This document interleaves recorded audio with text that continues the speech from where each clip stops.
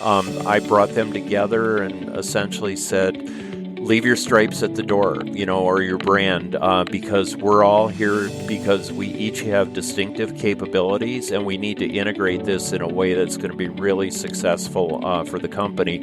And they said to a person that it was unusual to have that kind of collaboration with with other peers that were in other companies that might be providers, and but it worked really, really well because it was something about having the right people, not just the right organization. Hi, I'm Becky. Welcome to Short Story Long. In this podcast, we discuss ways you can integrate who you are into how you lead. My guest today is Ed Holinski, someone whose story is all about growth, grit, and finding purpose through change. Ed was born and raised in Detroit in a blue-collar family where everyone worked in the food business. But Ed chose a different journey into insurance sales and steadily worked his way up through the industry. Over time, he took on bigger challenges and new roles, eventually becoming a managing director at Marsh McLennan. What's especially inspiring is how Ed used that success as a springboard into what truly lights him up today, helping people and organizations grow. Now he focuses on leadership and organizational development, guiding others to reach their full potential and build stronger, more connected workplaces. Welcome to the podcast, Ed. It's always great to have a conversation with you, and I'm really looking forward to this one today. Yeah, thank you, Becky. I'm delighted to be with you and to contribute to your podcast. Yeah, and I'm particularly excited about the inflection point that you're going to be sharing with us today. If you don't mind, kind of give us the high level version of that turning point for you, and then we'll turn back time and come back to it. Okay, happy to do that. So I spent a number of years, as you mentioned in the intro, in sales management, industry focus at Marsh and other companies. And I had the opportunity in the years 2000 through 2008 to work for the Chief Learning Officer at Marsh. That was a turning point for me. It gave me the opportunity to move from the transactional part of the business, which I'd been focused on the brokerage side and risk services, to helping to develop people and help to transform the organization. And we had a number of changes in leadership at that time at Marsh, so it gave us an opportunity to pivot and adapt to each leadership team to help support what they were trying to achieve in the organization. And it was fast-moving. It was a great team. I had a lot of fun, and I learned the organizational development business from my peers and the Chief Learning Officer who I worked with. I had no formal training in doing that, and I was given an opportunity to develop those skills by being part of major transformations at Marsh. Yeah, and it's such an exciting kind of opportunity. When you're describing that way, I think about you didn't necessarily have the training to do it. There's an opportunity to step in. So there's some courage in saying yes to something like that. When you think back to before moving into that role, you said a little bit there that you were working in kind of the sales area and really focusing on those kinds of things. What was it that had you considering making a change at all at that point? Yeah, it was happenstance more than anything. I had been running an e-learning business within Marsh, so it was within their consulting services, and they decided to exit that business, which gave me an opportunity to wind that down and then find my next role within the organization. Well, about that time, they hired the first Chief Learning Officer that they'd had at Marsh, which showed some progressive movement for a company that had been kind of slow in the people space. And I thought I might want to attach to that and be part of what he was trying to build. I heard him speak in front of a group at a meeting, and I looked him up and said, do you need someone with my skill set and experience on your team? And he was pretty quick to take me on board, which was surprising to me and delightful. Yes, absolutely. When you ask for that kind of opportunity and someone says yes, of course, that's like, whoo, wow. Wasn't really expecting that. That's right. And one of the things that I'm really curious about is, you clearly showed the initiative to reach out to that chief learning officer and say, hey, this looks like an interesting space to me.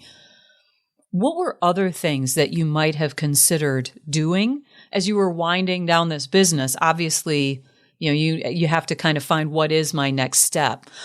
What do you remember seeing as other options that you might have pursued? Yeah, there were a couple things. I had a penchant for developing specialized expertise in different areas. So I had some industry specialty experience in higher education, and that was fun working as part of that group. I also had a fair amount of experience in captive insurance companies. So there was another path I could have gone down to work more with captive insurance companies, or perhaps to go back into higher education and work with the industry practice across offices. Each of those had been fun and were great learning for me while I was doing them, but I had little interest in going back, I found, at the time to do those. So this was my number one option, and clearly I felt passionate about that compared to the others, which would have been nice roles, but not quite as inspiring or as engaging for me. One of the things that I hear as you describe that is this desire to keep on learning and learning new things. And so it does really make sense that you wouldn't want to go back into something that you've already learned. Granted, there's that opportunity to deepen your knowledge in those areas and find some layer of excitement in that way. But a fresh slate, it sounds like, was really appealing to you in that way. No question. I think as I look back over my career, Becky, it was not a linear or stair-step type of progression with my career like many people do very smartly, right? Build their capabilities so they can take on more responsibility. I was usually driven by, is this something new that somebody hasn't done before or gives me a chance to put my imprint on it? And that was always attractive to me, to be able to break new ground on something for the organization and learn something new. What did it feel like when that chief learning officer responded and said, hey, yeah, let's talk about this? I was surprised, shocked may be too strong a word, but very surprised and ecstatic about the fact that there was an opportunity there, because I had a fair amount of respect for him already, just from what little I knew about him. And I saw it as an opportunity to make a big contribution in the organization. I've typically looked for roles that could provide leverage or scale in my career, and this felt like one that gave me an opportunity to leverage what I could do and provide greater scale for it than other opportunities I'd had prior to that. One of the other things that you had talked about was, as you had entered into this team, you were learning by having boots on the ground, and really not through like an education process, but actually through almost an osmosis process from people who were around you within that department. How did you navigate that, where you might not come in with the expertise, and yet it was important probably to upload as much information as possible at the time? Yeah, it's a great question. I think I had an advantage in that I had some credibility in the insurance and risk management space with my peers there. So it allowed me to open doors on conversations more readily because of my experience. And then I would rely on the expertise that we had in the learning and development team to really provide what was needed in shaping our solutions. And I learned as they were going through that how to do that from them. So it was it really was fortuitous the way it played out. When you describe that, I guess I'm kind of thinking of, it's almost like you gave access to some of the subject matter experts in order to inform the education that was going to be created and developed in that way.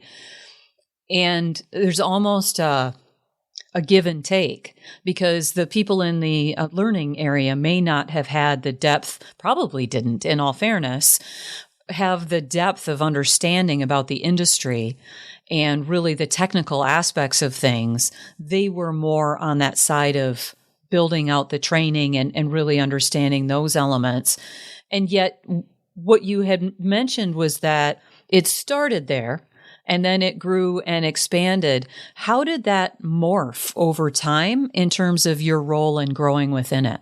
Yeah, so I'll give you an example of how it started. This is the one that's most memorable for me. Marsh appointed a chief pricing officer, and he was a pretty senior person in the organization. He'd had 30 years experience with the company and was very well thought of. And I knocked on his door and I said, I'd love to work with you and help you as part of a learning and development team. I don't understand or know much about organizational development, but I know how to work hard. And I know if you tell me what you're looking for, I can find ways to get it done for you. And he said, come on board. Happy to have you as a partner and helping us to shape what we're doing and drive change in the organization. So that was a 2-year project, and it gave me an opportunity to do organizational development without fully realizing what it was by partnering with him and doing a lot of different things that helped to move the needle on improving our negotiation and pricing capabilities in the organization. And that gave me enough confidence to come back to your question to then go into other areas and say, I think I can figure this out, right? Tell me what the need is and we'll find a way to help you get there. So I was using the context that I had about the business to have those conversations strategically and then bring a really strong team in to help drive the change. Okay. Yes. So it's really creating that invitation in a way that it makes sense to them to say yes, knowing that you had the backstop of the team, so that there was really, like, you had all of the pieces that you needed in order to help achieve those goals. So it does make sense that you would feel kind of confident walking in and saying, hey, we can figure this out as we go. Where were there times, if any, and I imagine that there were, where you felt a little bit wiggly in terms of, I'm not really sure this is going to go as well as I had hoped that it would? Well, it's the one experience that stood out for me that really caused me to sit up and take notice. I was working with the sales leader in the organization, and we were developing a program for both their sales leadership and the sales professionals in the organization. And he was a very bright sales leader, but very insecure. And he pulled me in his office late one day and said, if this doesn't go well, I'm going to have your head on a spike out on 6th Avenue. And I said, okay, I got it, right? So Noted. Noted, yeah. And, you know, he was being overly dramatic to make a point, but his career was on the line, his credibility, he felt like. And I said to him, you know, why would I ever do anything other than my very best to help you achieve what you're trying to achieve with this group? I'm going to work my behind off to make sure that this is successful. And at the end of the day, you're going to be happy with the way things turn out. And he had enough trust to be able to say, okay, tell me what you're doing, what you need, and we went forward from there. And it was a great success, but it pointed out to me that you know, sometimes just having the greater good of the organization is not enough. You also have to be attentive to what the personal needs are of the person that's driving that, because they're invested personally in it, and you want to make sure that they show well on it. So that was a little bit of a wake-up call for me. Yeah, and it's interesting where you describe him as bright but insecure. I mean, that's not uncommon, right? Like, we can be smart people, but that doesn't necessarily mean that we believe that everything that we do is going to go well. And sometimes we learn that mostly by experience, right? Where we thought it was going to go great and it didn't.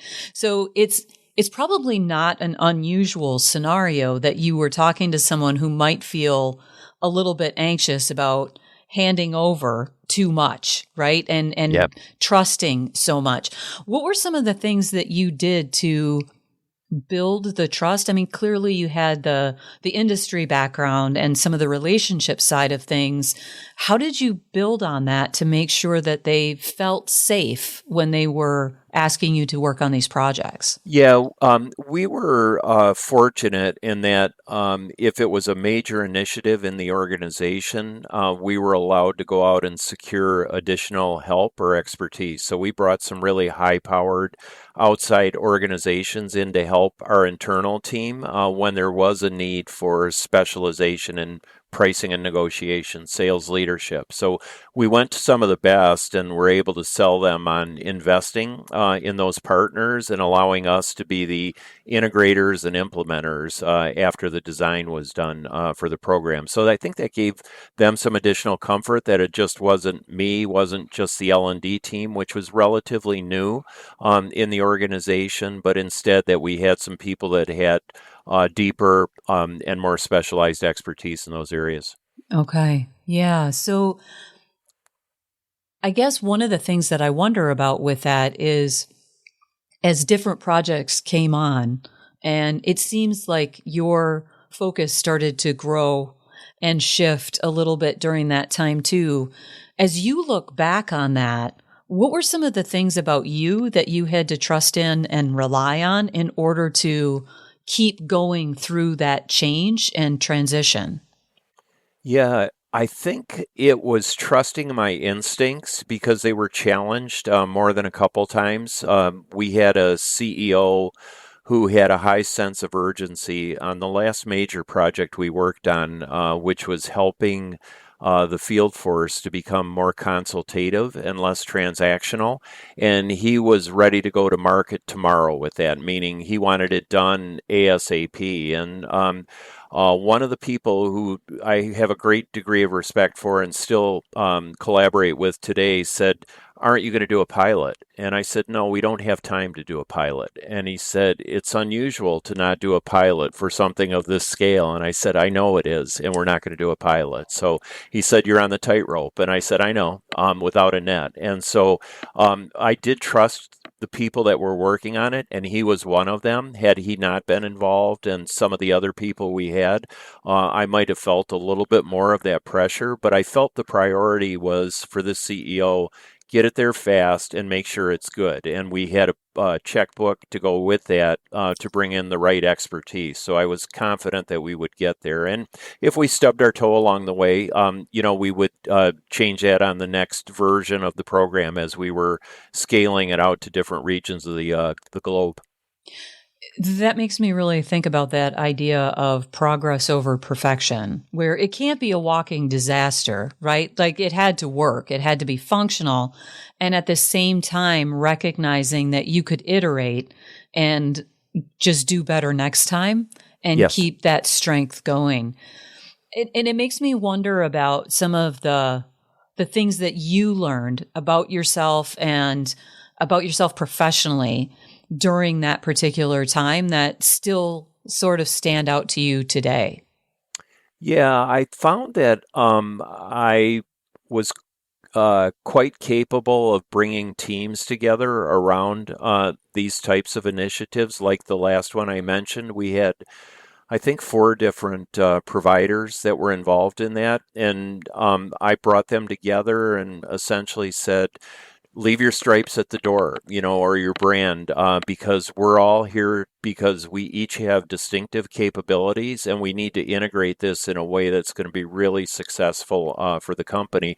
And they said to a person that it was unusual to have that kind of collaboration with with other peers that were in other companies that might be providers. And but it worked really, really well because it was something about having the right people, not just the right organizations who were willing to step outside of what they would normally do and collaborate on what we're trying to pull together. So that gave me a lot of gratification to know that I could conceptualize that, lead it, and rely on people who are highly skilled to bring it together in a way that seemed relatively seamless for the participants. What is it that you think that you could see in those situations that maybe someone else would have struggled with in pulling those teams together that way? Yeah, I think it was seeing opportunity and not being tethered to tradition on what had worked for them in other environments and what was a traditional approach that they might have been more comfortable with. This was a little bit about not necessarily breaking the china, but let's not be constrained by what's been done in the past, because there's a big opportunity here for us to do something a little bit different. So I think it was seeing that, having a vision of what might be ahead and then helping to develop and iterate that with their help so that it became something really good by working together. It almost makes me think of you having a dinner party and you didn't break the china, but you weren't really worried about whether or not all of the china patterns were matching, right? Like there was almost like a joy in let's mix and match and see what we can do to make this kind of fun. And it also gives something for people to bond over. Is this isn't the way we've done it before, so this is a little bit interesting. Yes. Yeah. Yeah, it's a good analogy. And I'm curious too, in terms of kind of getting your organization development sea legs, if you will. What were some of the things that you learned during that time that really were those foundational pieces of organizational development that really have carried you forward toward where you are now? I think because of the way I entered that group, and because of the way my role evolved, it gave me an opportunity to understand that sometimes context is more important than content or what solutions you're bringing to the party, right? There was a great, in my mind, need to first read what the need was, to go deeper, to better understand why that was the need, and to develop something that would help systemically to change the organization. I think even today, a lot of L&D practitioners, I think, take such great pride in what they do from a leadership development standpoint, sales standpoint, that they have a way of doing it, and they just want to bring that into different organizations and repeat it, right? Which is great, understandable, because that's their version of scaling. But for me, there's something about being able to customize that to what the needs are, and being less beholden to whatever has worked in the past or has worked for other organizations. And as I went forward within Marsh and beyond that, I looked for opportunities to meet the need in a different way by listening more intently and understanding more deeply, and then bringing solutions that fit that pretty snugly, as opposed to trying to just bring something in off the shelf, right? And putting it in front of them because it's had worked previously for someone else. Yeah, even if it's off your own shelf and bringing it forward, it seems. And I'm curious, when you think about sending that message to the chief learning officer saying, hey, is there room for me on your team? And talking about some of these characteristics that helped you as you navigated that over the years after he hired you in, how many of those did you recognize in yourself prior to joining this team? Yeah, it's a really interesting question, because I thought my expertise was in e-learning, and that was why I thought I might have an in on his team, and I certainly used that for the first couple years. But my greater expertise, or from his perspective, and I think it was proven out in our success together, was the understanding of how the insurance business works, the understanding of the culture of the organization, and understanding how to help effectuate change, particularly for growth initiatives in the organization. So I didn't see myself as marketing that to him, right? I thought I had something I had developed the 2 years prior to making that request, where he'd say, yeah, I need somebody for e-learning. But I think he was smart enough to see beyond that and say, I need somebody that understands the insurance business, the culture here, and how to get things done with some of the leadership. Well, and one of the things that I think is really powerful about that perspective is how much what others see in us isn't always what we see in ourselves, what we think is the most valuable thing. And we can get so fixated on, but this is why I'm valuable. This is why I'm important. And other people are seeing this broader landscape of where you might be able to fit into the pie sometimes, and what an opportunity that can be when someone says, yes, you're that, and we'll use that. And also we're going to be developing in these other areas, Because certainly where you are now and the things that you do today, it strikes me that you can't use a cookie cutter approach and take it just off the shelf and use it in the work that you do today.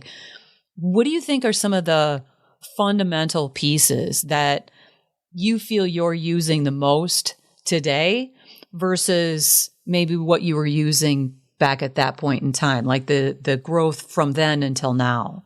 Yeah, so I believe that business runs on a series of conversations, and there's businesses that make things, sell things, do things. So I'm not minimizing that, but I think for culture and growth in an organization, that happens through conversations. And sometimes it's one-to-one conversations to lay the foundation for bigger things to happen with more people who become part of the conversation. I didn't realize the power of that when I first started in this role at Marsh, and it took a while for me to really understand that's how change happens, right? A conversation at a time, and being able to reframe things for people and influence them in a way that helps them to see the world a little bit differently. And I'm practicing that today in what I do. That it's about listening intently. It is about sometimes brainstorming with people, but it is this, right? It's having a one-to-one conversation so I better understand you, why you want, what your assumptions are that sit under that, and share with you my thoughts around might there be other options and why I think there may be other things that are worth exploring.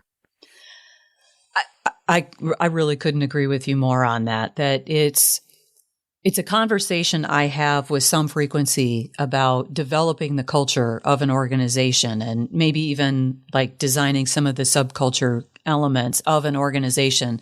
Because if you have more than a dozen people, you usually have a subculture somewhere, right? That's and right. so Yep. and that is not a scientific reference, but it's just sort of a thumbnail version, right? And Yep.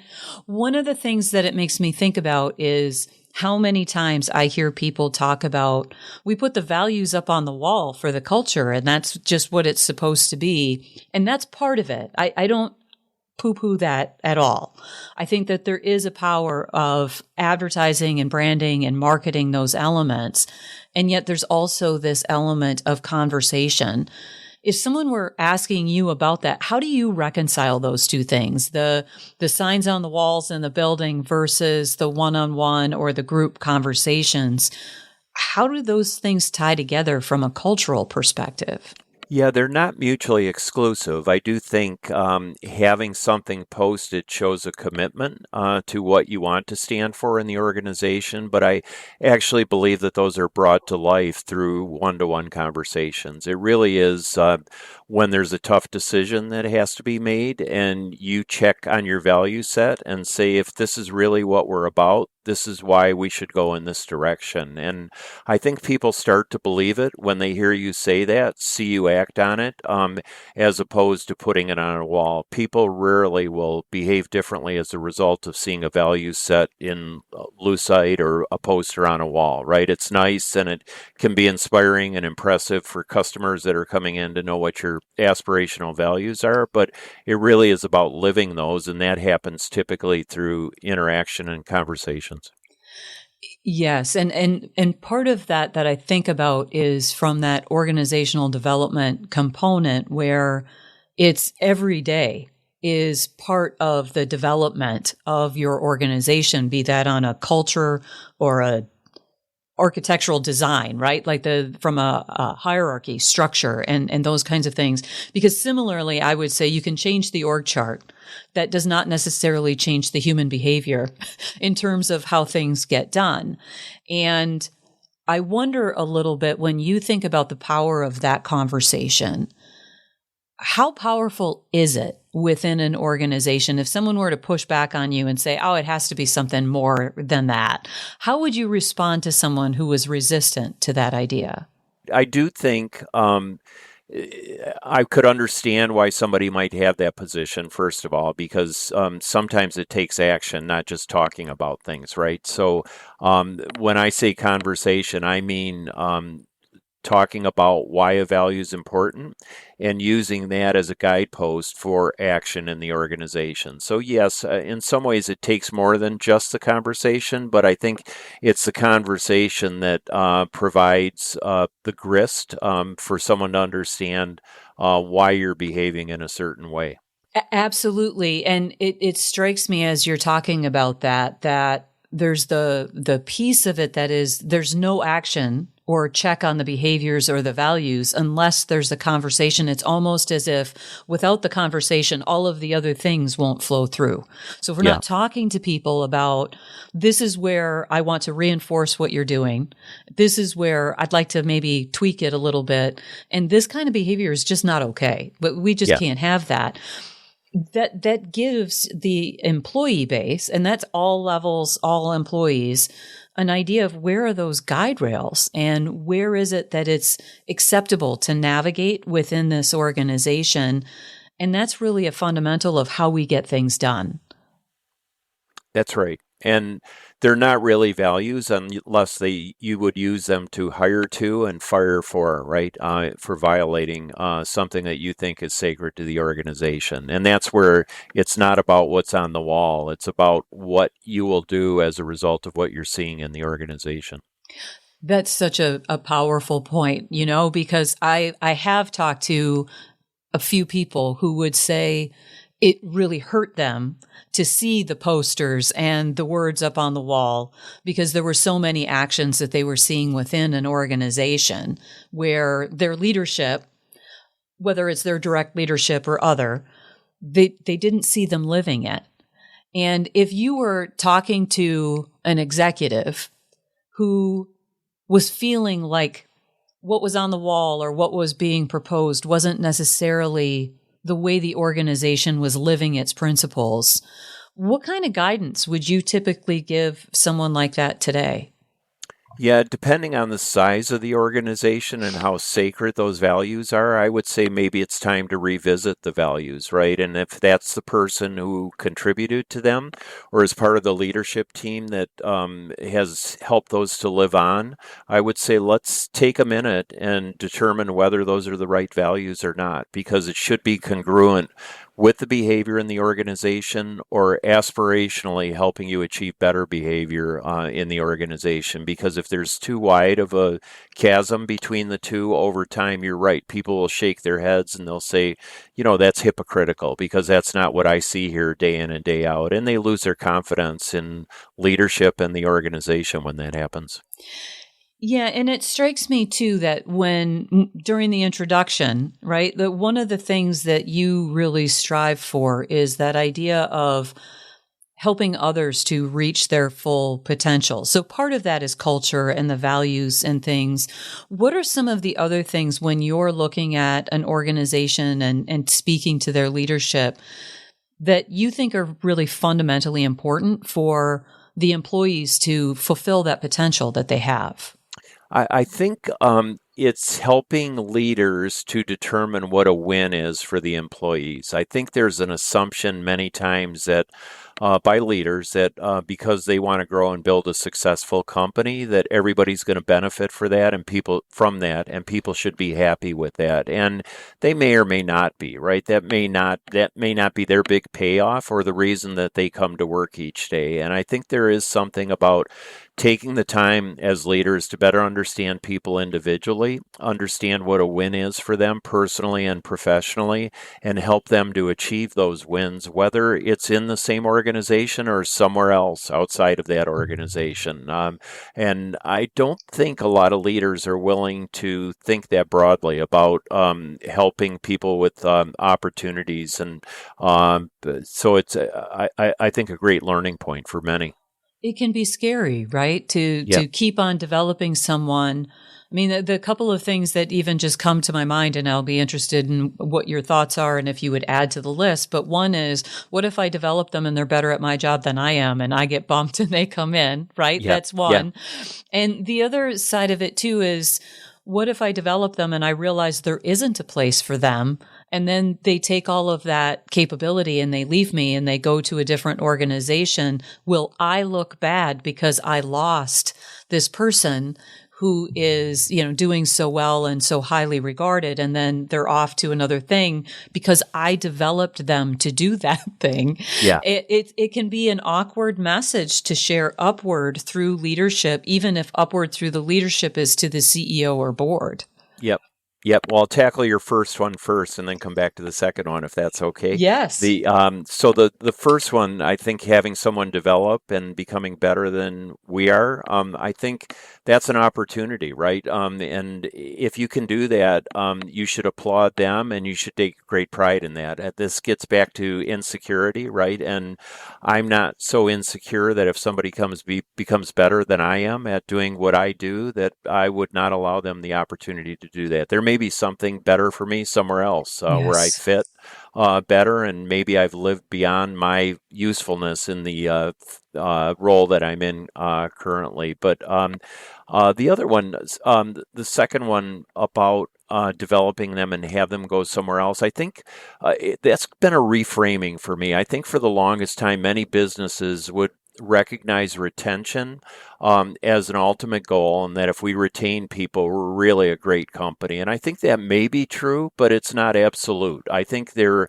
are companies that have developed people who have gone on and done bigger things at other companies in the same industry, and they're a bit of a feeder for the industry, and they've made the world better as a result of developing those people and helping them achieve some of their success. And the two are intertwined because those people may have left anyway, I think, depending on what their motivation is or was at the time. And you're just helping them achieve what they would have anyway, but maybe accelerating that for them by developing them and working with them to make them better. So I'm not threatened by that. I almost think a better measure long term compared to retention is, do people come back? Do we have boomerangs? And have we strengthened them and other companies as a result of developing people? Because over time, if people want to play a long game, there's recognition in the industry that that's a place that you go to get developed, right? And they'll attract people because of that, even if they've turned some over who have gone and found greater opportunities. And one of the things that really strikes me about that second example, because I definitely would agree with you that there is a definition of success that comes into play where I've developed this person so that they've gone on over here and they've been successful on that path over there, the feeder that you were talking about. The other piece is that most people don't stay with an employer for that long anymore. Like even a decade is a long time for people. I talk to so many who say, well, I've already been here for 10 years, right? And it's like this mark of pride where it used to be maybe 20, 30, 40 even that people would talk about. And that's just not a truth most of the time anymore. Mostly, I would say it's probably in that 5 to 10 year range, at least based on what I've seen. Others might have statistics that could upgrade my knowledge on that. But I think it's really interesting to think, well, I'm going to keep them forever. Well, if there's not a seat for them for their full trajectory of their potential development, then why would you ever think that it would be in their best interest or in yours, because you would be having someone who is stagnating on your team because they weren't able to keep developing and learning along that path. And who wants that on their team?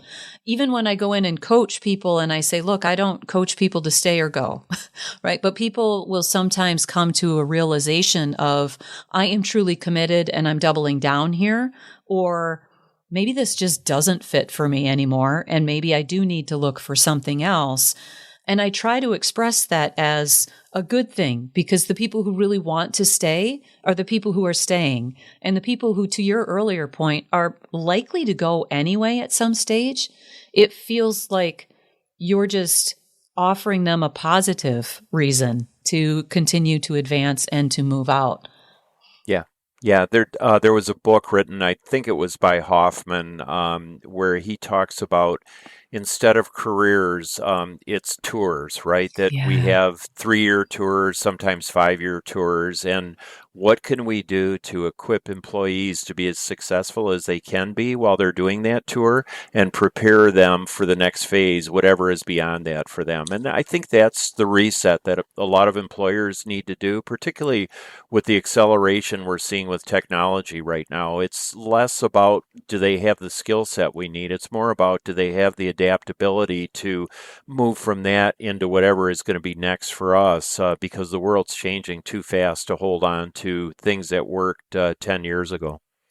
Well, and that makes me think back to the adaptability that you demonstrated at your own inflection point where we started today, where it could have been, I feel at risk. I feel like this is, I'm winding this down and I don't necessarily have my next step clear. You had to be adaptable to even create some of those alternatives for yourself and then sort of reach out and grab the ticket for maybe what felt like a long shot at the time. If you were to give advice to someone who was thinking about what am I going to do in this situation where I can't stay on the trajectory I'm on and I'm looking for something else, based on your experience, what would you suggest they think about or do? Yeah, my experience was that sometimes your gut will tell you what you need to do. And I think when I had a couple of opportunities ahead of me, and leadership and development or organizational development was one of the streams to go in, and the other was to go back into something I had done previously. I paid attention to what my body was saying, right? And it was not positive on doing something that I'd been doing previously. So there is a bit about taking a minute to reflect and sense what you're feeling and why you may be feeling that way. And if you're not excited about it, it's probably not going to be a great opportunity for you. And I'm careful to say passion because I know that gets oversold sometimes where Mm-hmm. young people are told to follow their passion and sometimes they can't get paid for their passion. But Right. I also think there is something about being excited or energized about opportunities. And if you're not getting at least that level as a result of what's ahead of you, maybe you should be looking for something else. That's really meaningful, and it makes me think about we spend so much time at work to do something that feels like drudgery or it just doesn't light you up in some way. That's kind of an unfortunate thing to sign yourself up for. In some respects, you might end up working on a project or an assignment or something that's just like, seriously, do I have to go and do this today? And I get that, right? That's Yes. kind of rite of passage kinds of things sometimes. But if that's the same thing over and over again, or you're at this place where you get to choose and you would choose something that's like, meh, I'm not really excited versus, well, at least that would be really interesting to learn. And I would be able to challenge myself to be able to figure out some of these things. And that pulls me in, to your point, even physically, like there's a body reaction that says, I can lean in on this and get excited about doing those kinds of things. I think that it's really I don't know, it's a bit of a courageous thing to take a leap like that. Are there any cautions that you would offer to someone as they were stepping out of their normal lane into a different lane?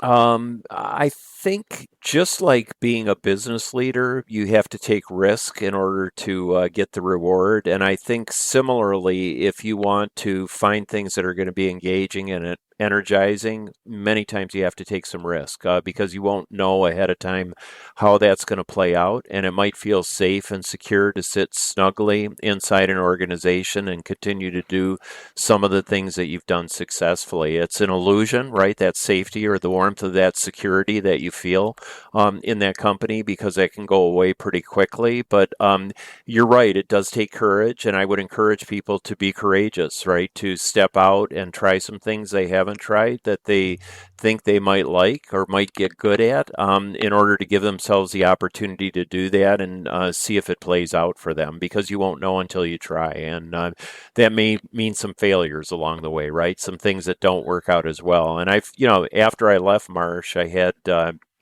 a number of roles, a couple of which weren't great fits for me. I didn't know it at the time, when I stepped into those, but it wasn't.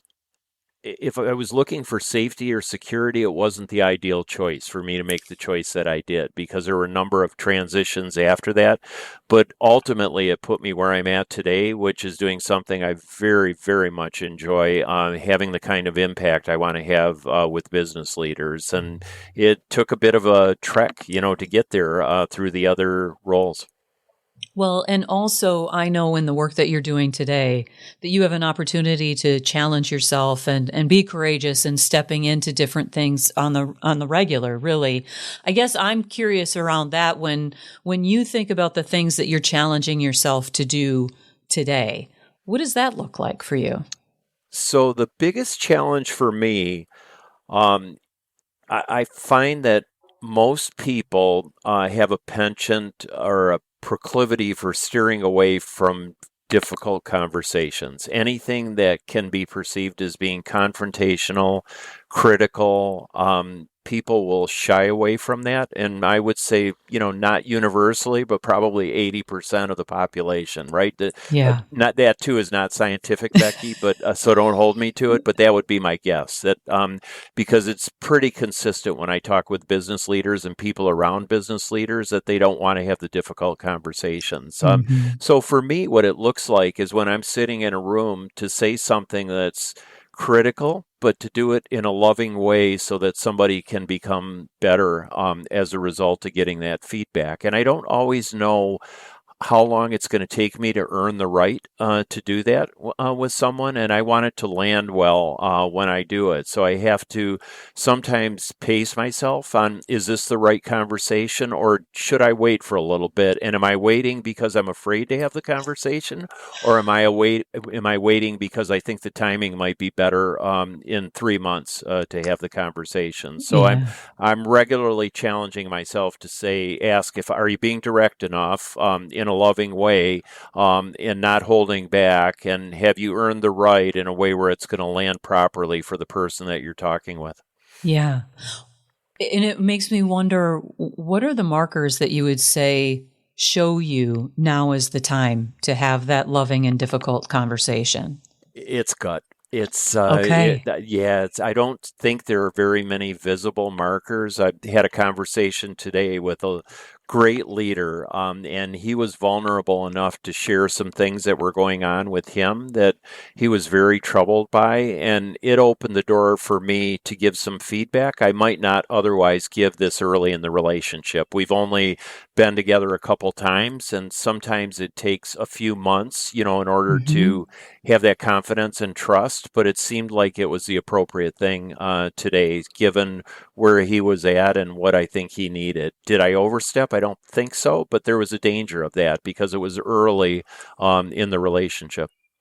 What's really kind of standing out to me in that is that once you have the seed in your mind, I'm looking for the time to have this conversation. I do believe that there becomes an opportunity that you say, I think I can now. If you're always thinking about, I'm afraid to have this conversation and I'm trying to avoid it, then that opportunity never shows up because you're looking to avoid it.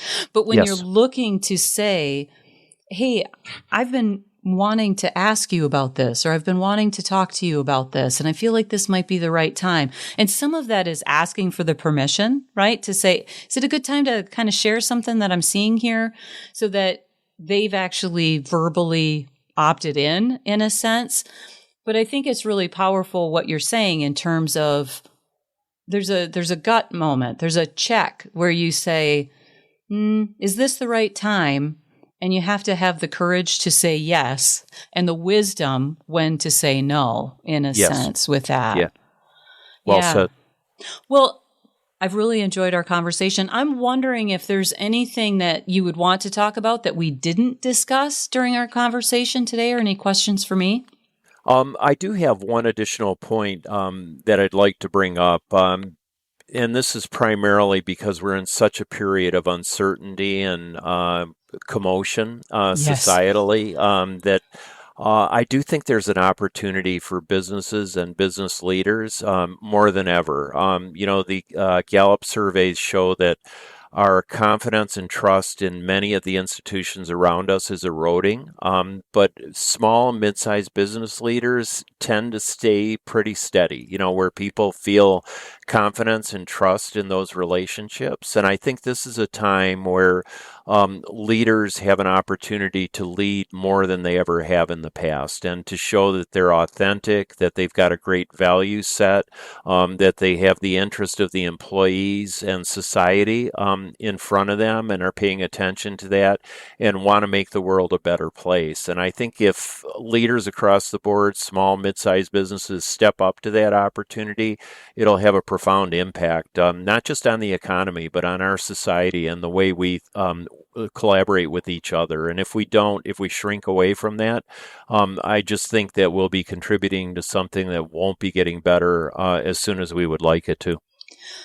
That really, thank you for adding that to the conversation. I don't think I could agree with you more on that when we're looking for where is it that we can find something to hold on to, something that feels like it might stay a bit steady. And again, small to mid-sized businesses aren't necessarily universally stable, but it is an environment in which people can stay connected to people within that organization. It's almost a bit more of a community minded because it's not so large. And even in large organizations, within the pockets of a function or a division, sometimes it can still be small enough to feel that connectedness and to have that alignment so that people can still feel like they're part of something and they're connected to something that is positive and advancing society in some way, shape, or form. So I really appreciate you sharing that with me. You bet. Yeah. Thank you for asking. Absolutely. And thank you for joining me for the interview today. It, like I said, has been my pleasure and appreciate you being here. Thanks, Becky. It was an honor and a pleasure to be with you. If you have interest in connecting and learning more about today's guest, check out the show notes for ways to connect and follow up. Thanks for listening. If you found this episode helpful, share it with someone who could benefit from it. Until next time, I'm Becky Fraser, reminding you to integrate who you are with how you lead. Okay, bye.